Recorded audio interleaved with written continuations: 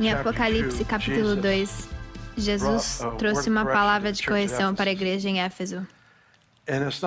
Não é que eu quero trazer uma palavra de ajuste ou correção, eu quero destacar um princípio que ele abordou na passagem. E se te servir, ótimo. Ele disse, você perdeu seu primeiro amor. O que me fascina sobre essa história, quando ele se dirigiu ao fato de que a igreja em Éfeso tinha experimentado o que, na minha opinião, é o maior movimento de Deus no Novo Testamento. Ele não diz, decore as Escrituras até que seu amor volte para mim. Ele não disse, vá para vários cultos e louve até que seu amor seja restaurado. Ele não disse, jejue 7 dias e logo então seu amor será devolvido a você. Em vez disso, ele diz algo que eu achei muito estranho. Ele disse, faça as ações que você fez no início. É quase estranho para mim que o Senhor dirija as pessoas que perderam seu primeiro amor a voltar a fazer seus primeiros feitos. Quando você entende o coração por trás disso, você percebe, é claro, isso vem de Jesus, então tem que ser algo verdadeiro, mas é a conexão mais profunda para uma pessoa para voltar a um lugar de fervor em Deus. Faça as ações que você fez no começo. O que acontece na vida, nós pagamos um preço, certo? Nós pagamos um preço para servir a Deus. Ninguém adiciona Jesus para a vida deles. Jesus é a nossa vida. Precisamos literalmente de tudo para servi-lo. Nós pagamos um preço. Alguns de vocês se mudaram para cá de outras partes do mundo ou do país. Algumas pessoas deixaram ótimas empresas. Alguns deixaram familiares em situações difíceis. Você acabou de fazer esse ato ousado e você veio porque você ouviu o Senhor falar com você. Outros fizeram outras coisas, se juntaram a Jocum, eles fizeram missões, mas o ponto é que eles disseram sim a Deus e eles pagaram um preço. O que acontece é que quando você diz sim ao Senhor, nós pagamos um preço para aumentar, para avançar no reino. Isso traz um rompimento. Às vezes é rápido, às vezes é depois de anos. Alguns de vocês, quando eram novos na fé, fizeram um jejum de 7 dias e você não achou que fez bem algum, foi apenas uma greve de fome. Seus sonhos e suas visões eram de hambúrgueres e batata fritas. Parecia não havia significado espiritual para o jejum. No entanto, foi colocado na sua conta e alguns dos avanços que você experimentou, talvez até anos depois, foram em parte devido a um preço que você pagou.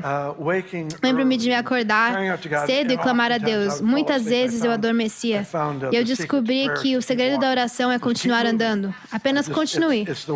É assim que funciona para mim. Eu só ando e oro, ando e oro. Eu encontrei que a Bíblia diz vigie e ore, mas eu ando para que eu possa manter meus olhos abertos e observar. Então eu ando e eu oro.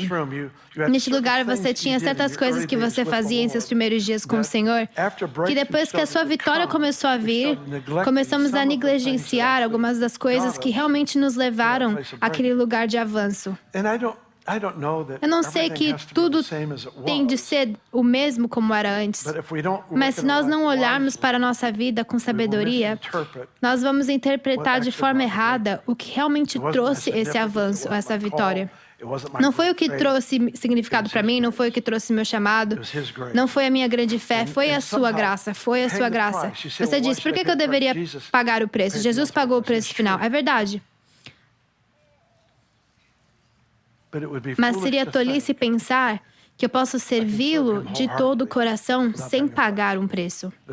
Há algo sobre o sim absoluto que me custou absolutamente tudo. O que acontece é que nós conseguimos rompimentos. Nós entramos em fases onde estamos desfrutando da fruta do sim de ontem. Nós desfrutamos da fruta. Talvez você nunca tenha visto um milagre em sua vida e você começou a clamar a Deus e esse encontro veio em sua vida. Você começou a orar para as pessoas e de vez em quando você vê um milagre acontecer na vida de alguém. O que é isso? É uma herança, é o Senhor dizendo, toma aqui, este é o reino que pertence a você. Isso é algo que é resultado do seu sim. Uma das ilustrações que eu gosto de usar é um padrão muito usado nas Escrituras. Um conceito do Antigo Testamento. Foi um aviso. Não mova de lugar os antigos marcos ou os antigos limites. Então pense comigo.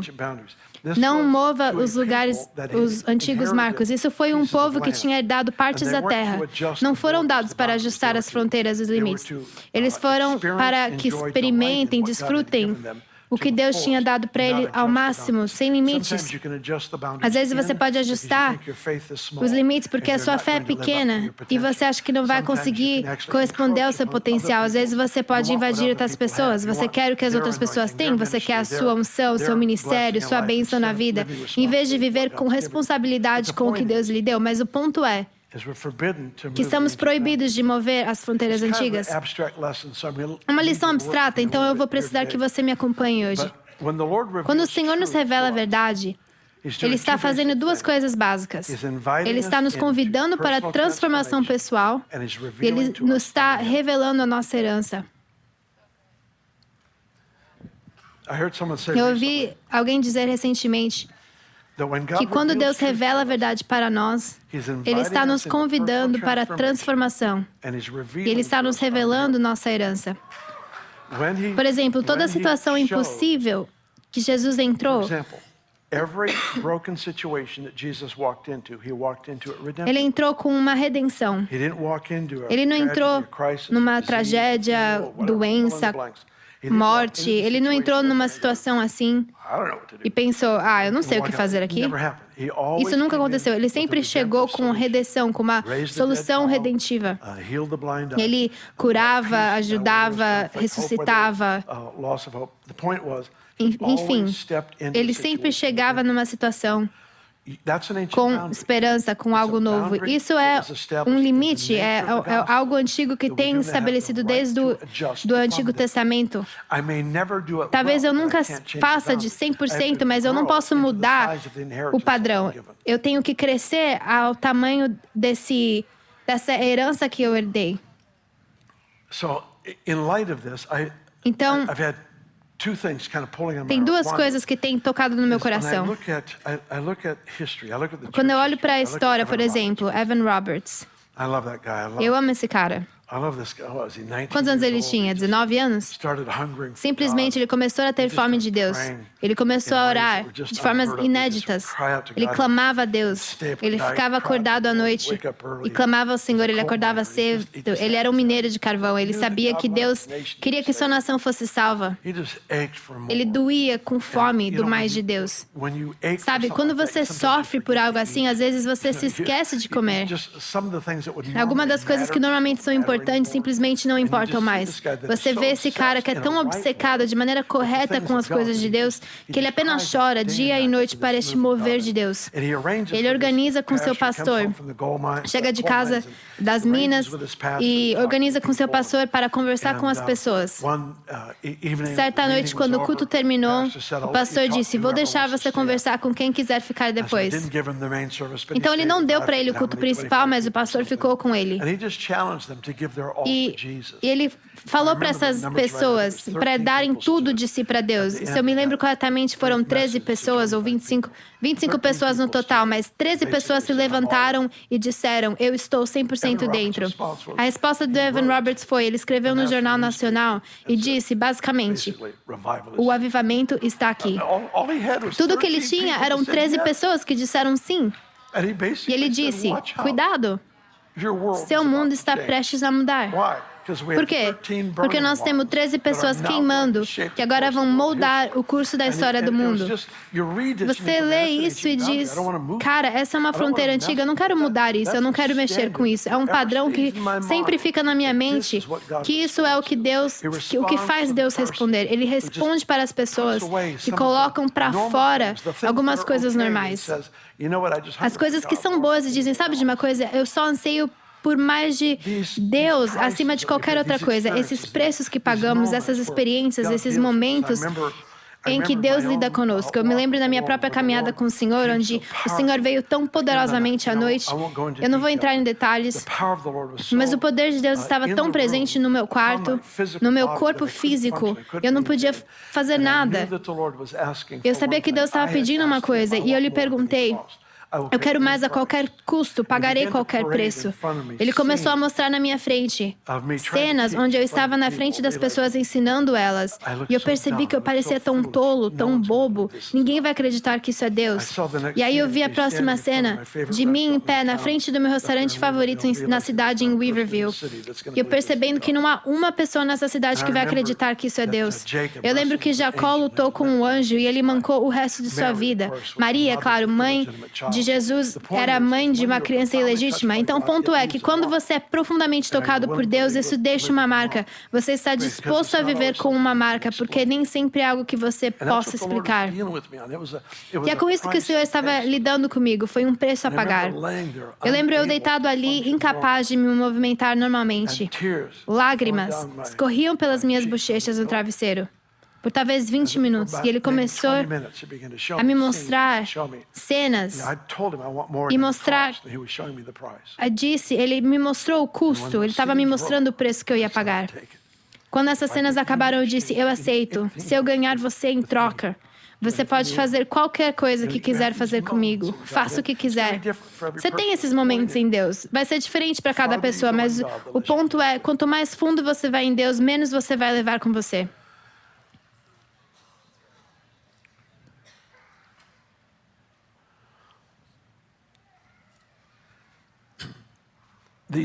Esses momentos onde o Senhor toca a vida de uma pessoa, esses momentos em que uma palavra é liberada na vida de alguém, os encontros, não sei o que acontece, mas algo acontece onde eu penso diferente, eu vejo diferente, tudo muda nesses momentos. Estes são os sims que dizemos a Deus, que se tornam o preço que pagamos pelo romper de Deus.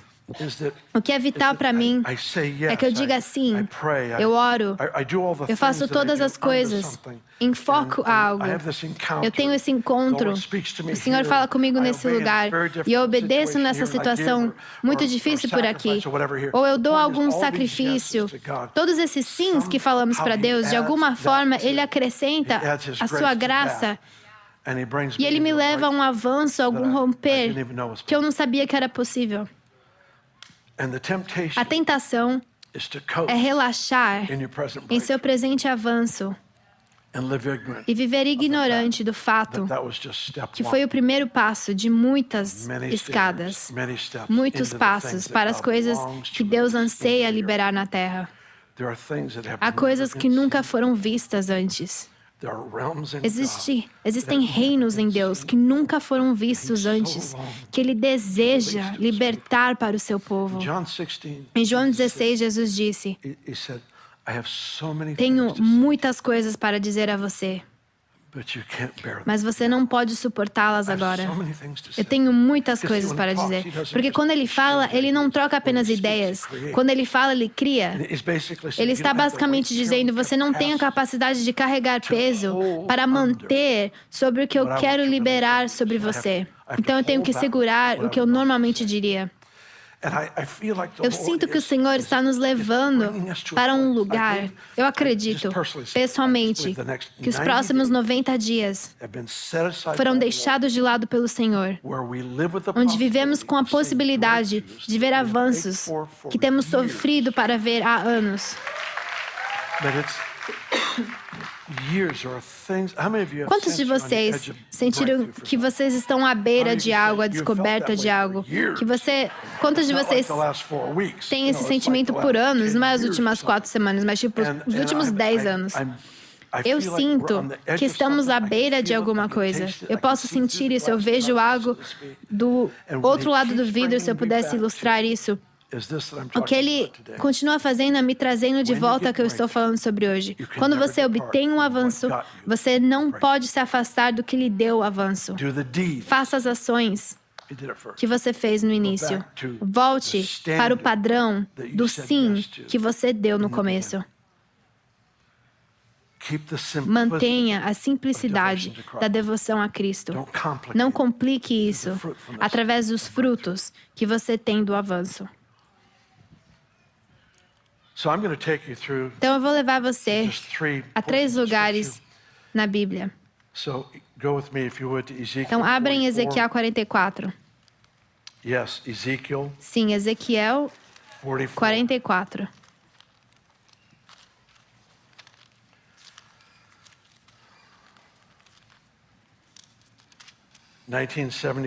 Em 1972, meu pai falou por 4 semanas, se eu me lembro direito, deste capítulo. Quantos de vocês nem nasceram em 1972? Ah, fique quieto.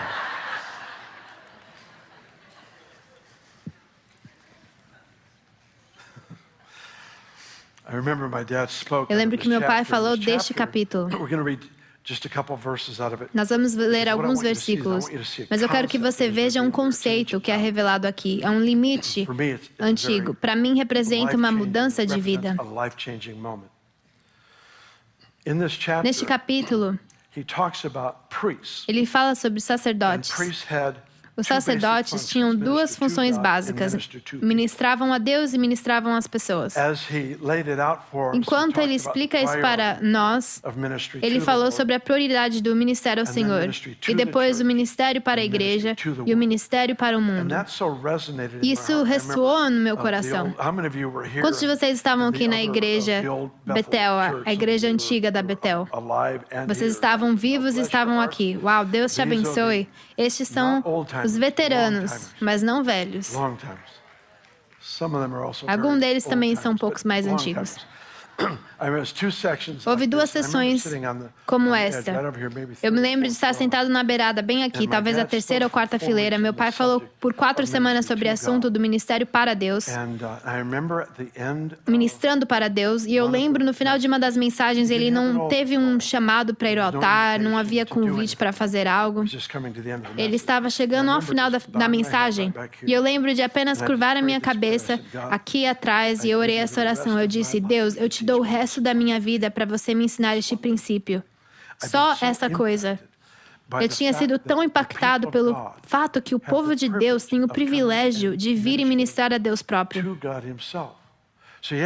Então você tem que fazer a pergunta: por que Deus iria querer que viéssemos a ministrar a Ele? Ele não é inseguro, Ele não precisa de nós para aumentar sua confiança, Ele não tem medo da sua identidade, Ele não está lutando com nenhuma dessas coisas. Então por que Deus quer que eu declare a sua grandeza, seu significado? Por que então que Ele quer que eu faça um sacrifício? Aquele passo além da conveniência em dar graças, mesmo antes da vitória pessoal. Por que Ele queria isso de nós? Por que Ele quer isso de nós? A resposta é porque toda decisão que Deus toma é por amor. O amor escolhe o melhor. Então, Deus quer isso para mim porque é o melhor para mim. Então, temos que fazer a pergunta: por que ministrar a Ele é o melhor para mim? O melhor para você?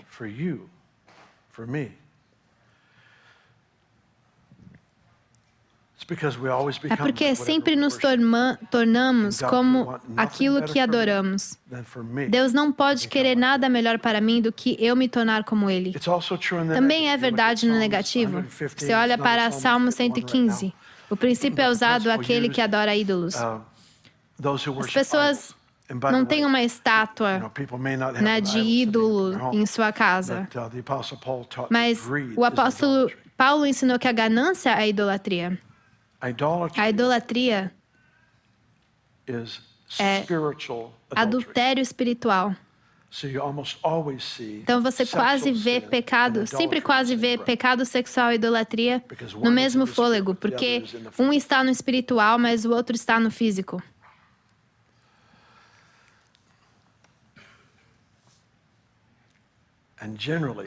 Geralmente, antes das pessoas caírem no pecado sexual, elas fizeram um pecado espiritual.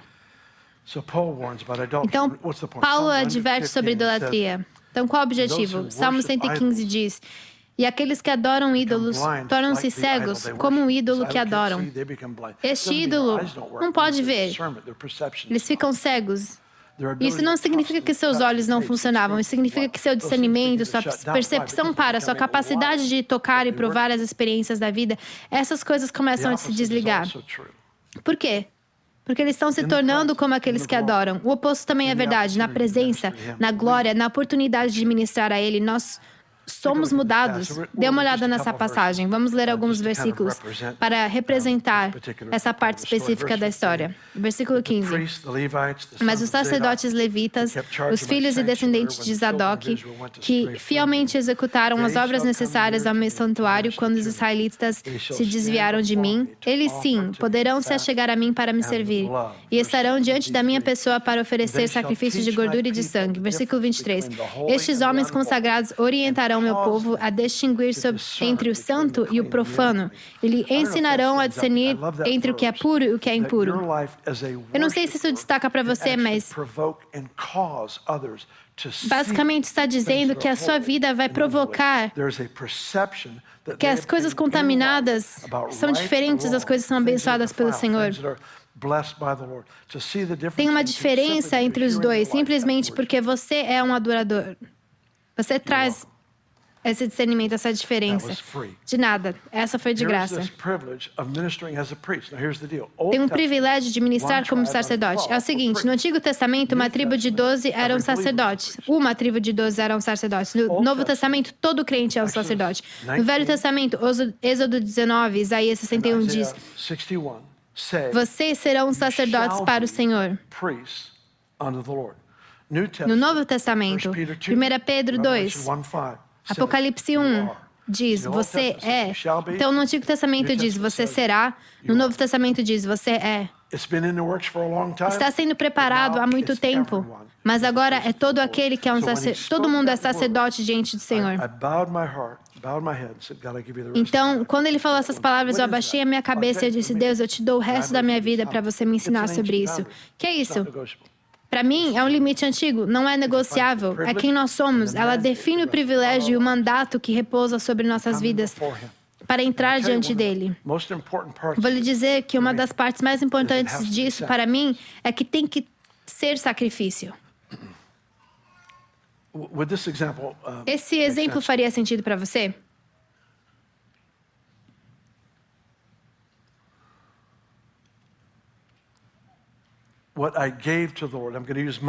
Eu vou usar dinheiro porque é mais mensurável. O que eu dei ao Senhor há 20 anos foi um sacrifício. Mas o que foi sacrifício 20 anos atrás, agora é conveniência. Obediência aumenta a sua capacidade. Então, ficar à margem do desenvolvimento e crescimento pessoal é aumentar o sacrifício. É um ponto muito bom, Bill. Amém. Ok, vamos para o capítulo 60 de Isaías. Você está vivo? Vivo mesmo ou mais ou menos? Uau. Estou impactado por esse woo.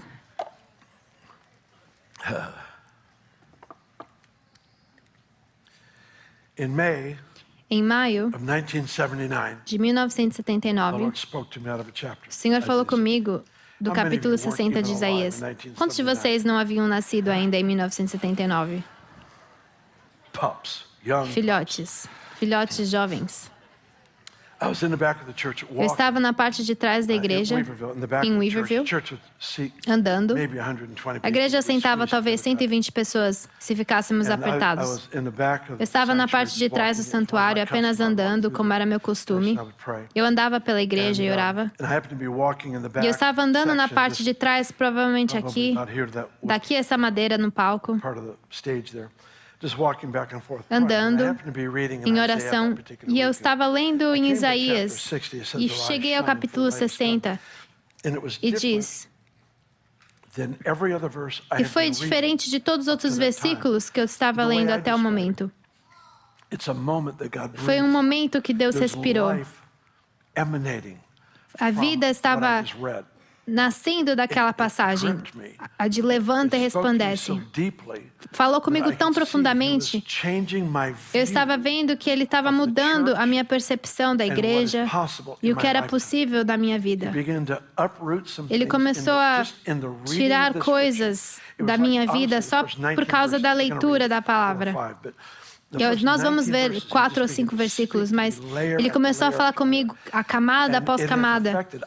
E isso afetou, creio que todos os dias da minha vida, desde aquela tarde de quinta-feira de maio de 1979. Simplesmente porque ele respirou sobre uma porção na Escritura, que eu sabia que era um lar para mim. Eu quero que você veja essa passagem comigo. Isaías 60, versículo 1. Levante-te e resplandece, porque a tua luz é chegada.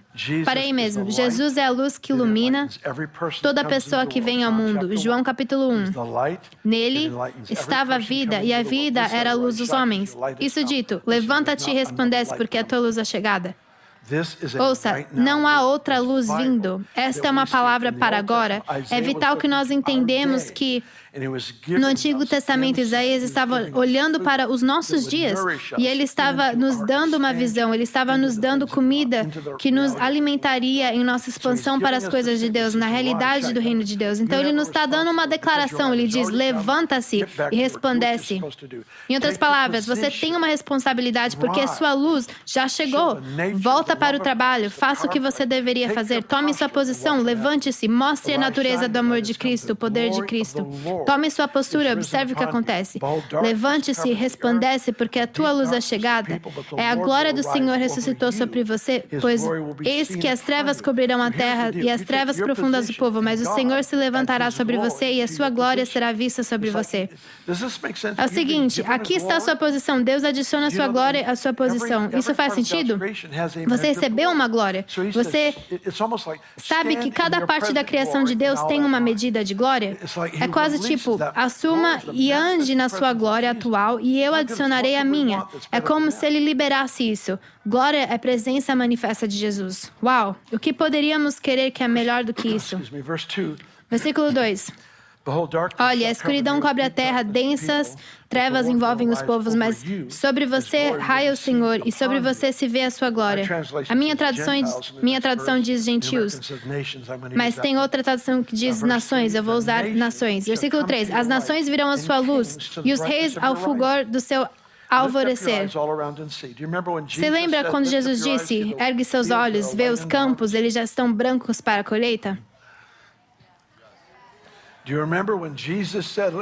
Lembra quando Jesus disse, levante os olhos, olhe para os campos, já estão brancos para a colheita. João capítulo 4, é uma passagem paralela. Levantando os olhos. O que acontece? Nós estamos enterrados com conflitos mundiais, dificuldades em nossas vidas pessoais, e a nossa visão é lançada para baixo, para baixo, para baixo. E ele diz, levante os olhos, porque é só no levantar que você consegue olhar para baixo com clareza e percepção. Ele diz, levante os seus olhos e veja. Veja, todos eles se reúnem, eles vêm até você, seus filhos virão de longe e suas filhas serão amamentadas ao seu lado, nessa tradução. Então, o verás e ficarás radiante, seu coração pulsará forte e se encherá de alegria, porque a riqueza dos mares lhe será trazida, e a você virão a riqueza das nações. Agora, a abundância pode ser recursos e oportunidades e favor. Eu sou a favor, isso é maravilhoso. Mas a verdadeira riqueza das nações são pessoas, são almas. São almas, diz a riqueza das nações virão até você. Não se trata de você e eu construindo nosso império pessoal, é sobre o Rei da Glória sendo exaltado como o grande ceifador na terra. O ceifador de almas, e ele está dizendo, levante-se, resplandece, tome o seu lugar, eu adicionarei a minha glória. Quando houver essa combinação do céu e terra trabalhando juntos, as nações virão. Nações, reis, líderes de indústrias, atletas, atrizes, políticos. Eles verão a glória que está na sua vida. Eles têm uma paixão, uma fome dentro deles, que eles não sabem nem descrever. E eles verão e vão chegar até você. Seus filhos estão chegando, suas filhas estão chegando, isso está acontecendo, as pessoas estão vindo. Como que, se Deus fala com você sobre isso, você pode ficar impressionado com uma crise em qualquer lugar do mundo? Isso não significa que sou indiferente, apenas significa que eu não sou impressionado. Não significa que eu não sou tocado, não significa que não tenho compaixão. Nós respondemos a essas coisas com oração, entrando nessas situações de forma redentora. para que o propósito de Deus seja cumprido, mas no momento que uma crise se torna maior em minha própria consciência do que minha consciência de Deus, eu vou viver em reação ao problema. Se eu vivo em reação ao problema, o diabo teve influência em estabelecer minha agenda. Ele não é digno de influenciar minha agenda. Então o Senhor foi misericordioso em maio de 1979 para me dar um divisor de águas que influenciou minha esperança, minha expectativa no que acontecerá na Terra. Não negando dificuldade, não negando crise, mas apenas dizendo no meio dela, Deus é para ser glorificado. A igreja entrará em um lugar de pureza, em um lugar de grande força, e as nações verão isso. Os reis vão ver, e quando verem, virão. Mas isso volta para mim e você. Saia do seu traseiro e brilhe.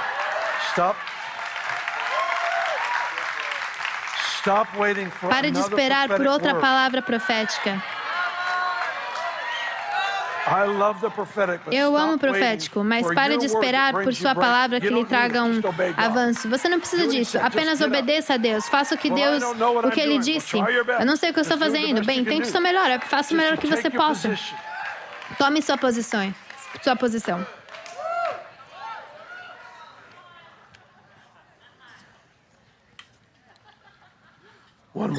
Mais um. Romanos 15.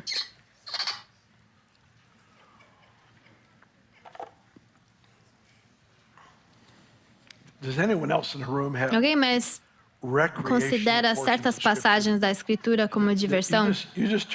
Você abre e lê simplesmente porque você pode.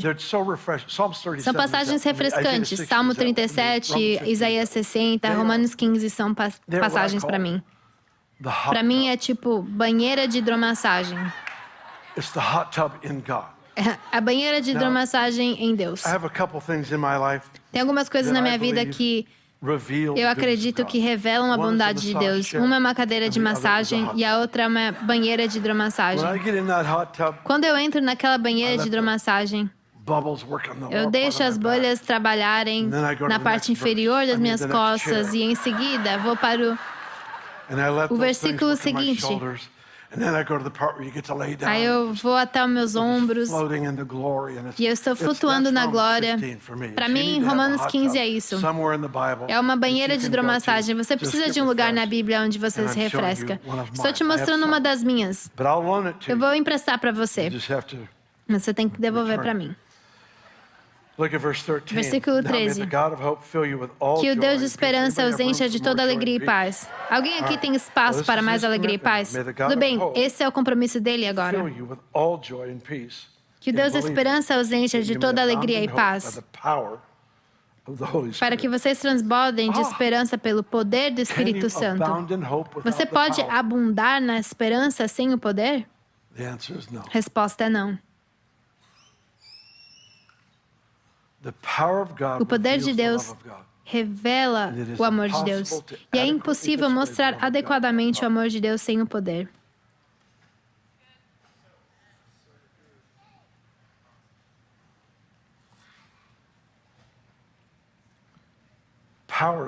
Poder não é um ponto em nossa teologia. O poder é uma pessoa. O Espírito Santo é o dunamis do céu.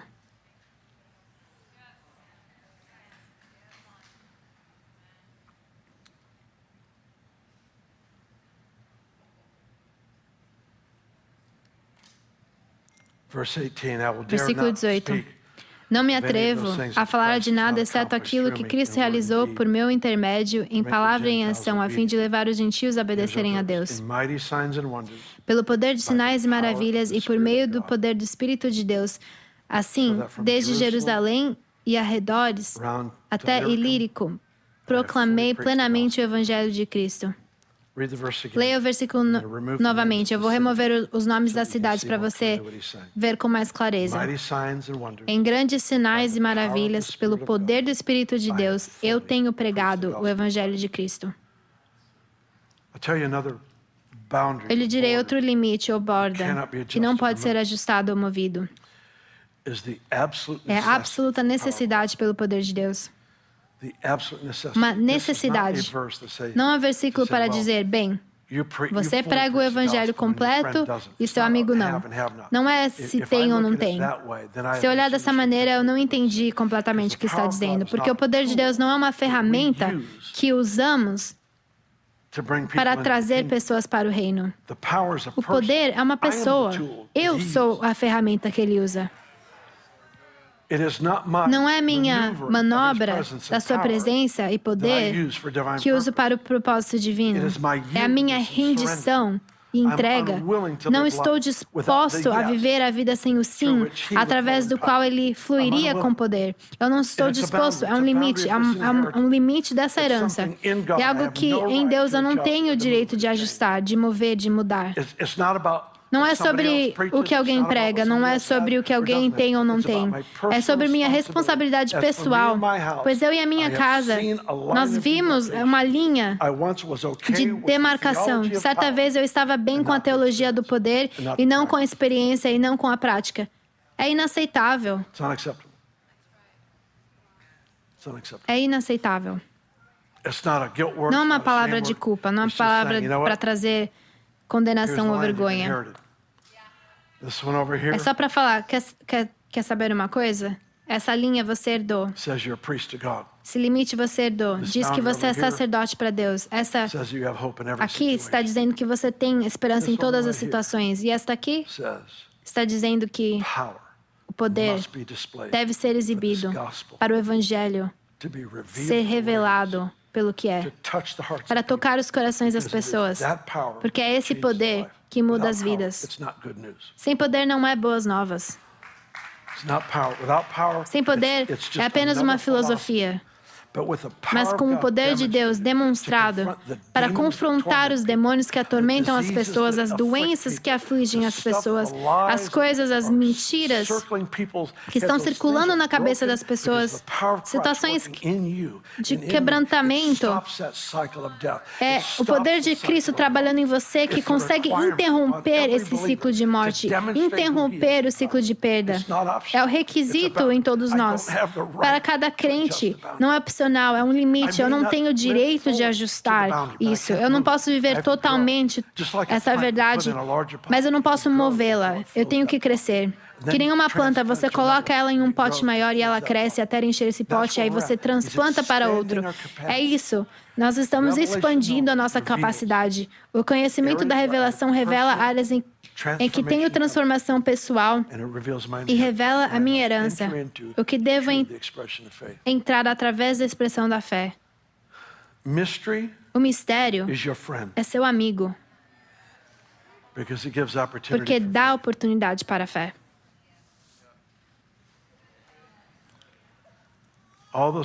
Todas essas perguntas que você não pode responder, considere-as como amigos. Sem essas perguntas, é muito fácil para nós nos tornarmos arrogantes e independentes. Viver em mistério nos mantém independentes.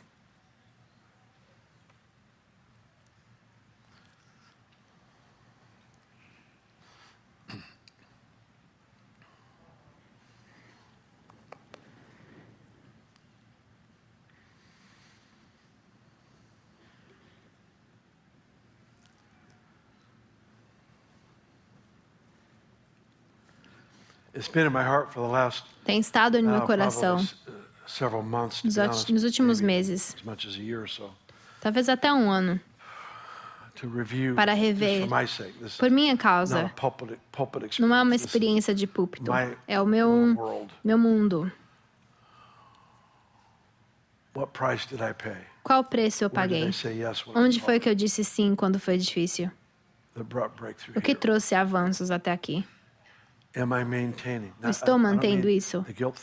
Eu não me refiro ao sentimento de culpa ou introspecção, onde nos tornamos focados em nós mesmos. Não estou falando sobre isso. Há ações que eu preciso retornar ou estou mantendo as ações que me trouxeram aqui?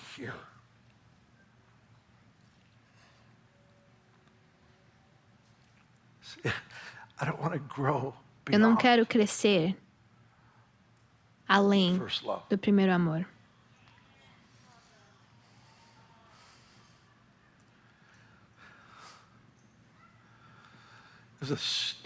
São as coisas estúpidas que eu costumava fazer para tentar agradar a Deus. Quantidade louca de ler e orar. Não sei, eu acho que ele se divertia com isso. Os jejuns, que eu tinha certeza que eram apenas uma greve de fome. Não sei. Parece que ele olhou e falou, ele tem boas intenções.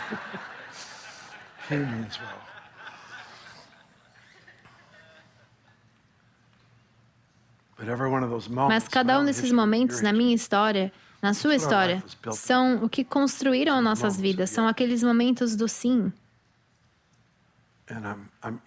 Eu estou em um lugar onde eu posso ver e provar o que está por vir. Não consigo descrever, mas marque minha palavra. Eu posso ver isso.